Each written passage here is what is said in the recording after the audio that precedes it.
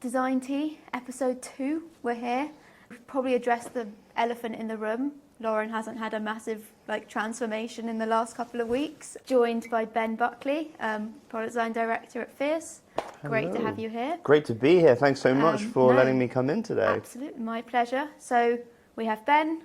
This time we've got our tea. We did forget that last time. So yeah, let's just get into it, I suppose. Ben, what are you kind of thinking about in design at the moment? Well, I think it's a huge buzzword at the moment. AI.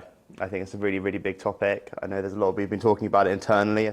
To me, AI's become one of those things where I just kind of roll my eyes now every time I hear about it. Not because I don't think there's potential value in it, but for me, the design industry always evolves. And yes, this might speed up the evolution, but to me, it's just one of those things that is the latest thing that everyone's just jumped on the bandwagon and started talking about.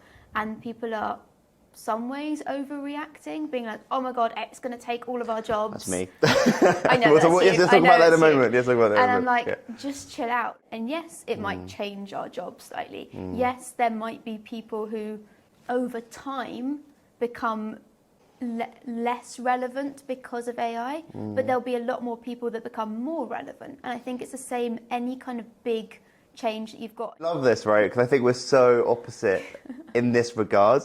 So like, I'm really dyslexic, right? I'm super dyslexic. I find it really, I struggle to put a summary together. So generative AI, for me, it's like an extension of something that I've only dreamed of ever having, which is an ability to process information really quickly.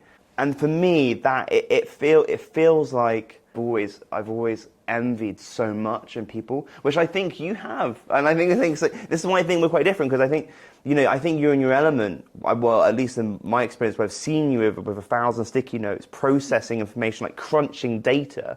However, what I will agree to is, let's be honest, how you use it.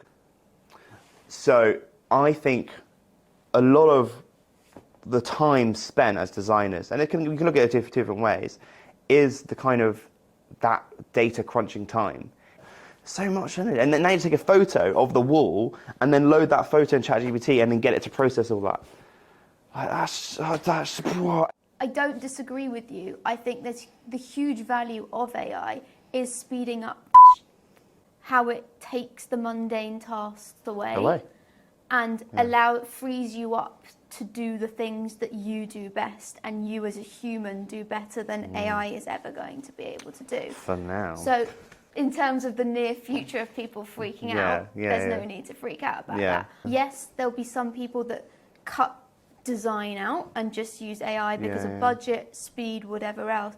But the need for like an agency, the need for very good, well thought out design work that is human-based rather than AI-based is still going to be there, in my view. I completely agree. I'm responding to an actual problem. I mean, how many times have we gone in and done a discovery phase and gone, you don't even know what your problems are. You think it's this and it's actually that. That is so insightful. That is really interesting. How can AI take that for now? One thing that I think is really interesting, I'll put back on you, is from the people that have spent years and years and years without AI and the way that they work, and the newer people over the next few years that are coming into the industry, potentially with AI, potentially not, depending on where they're at and how they're working.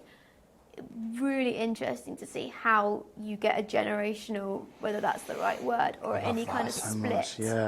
The younger generation, or who aren't maybe, I don't know, who are using it well and use it at pace as well, I think like their outputs are just going to be phenomenal. But then you're coming at it from the point of view, but what about the human aspect and the managerial part of managing stakeholders?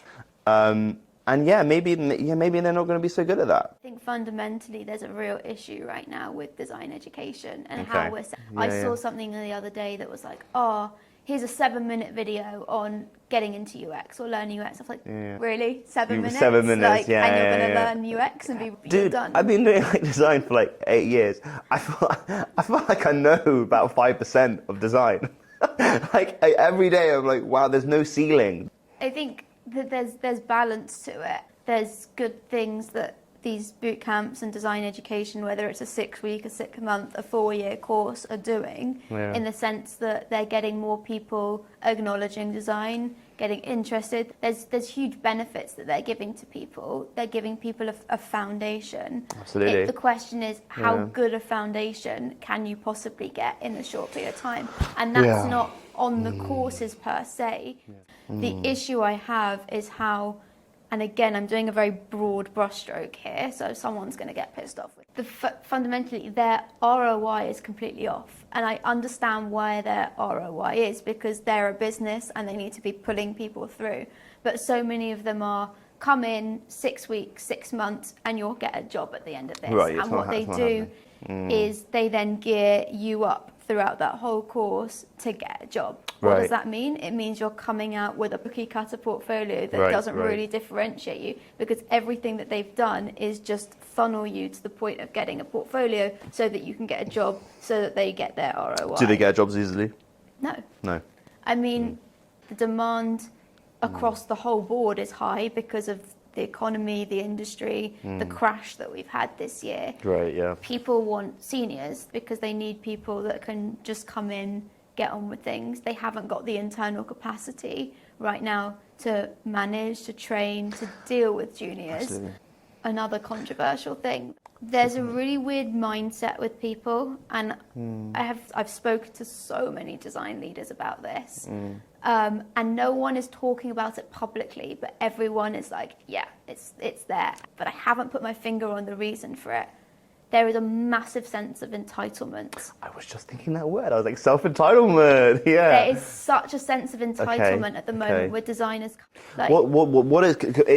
I'm fascinated by this. Like, what can you unpack? Like, this is sort of the entitlement. I think the easiest way to describe this is it's a individual's perspective of looking at a business and going, what are you doing for me? How are you serving me? Right. As opposed to there being a balance of, ultimately, you're employed to do a job. You've got a contract, right? Yes, the company should be there to progress your career, to give you opportunities, to give you flexibility, whatever. Or to be attractive to talent.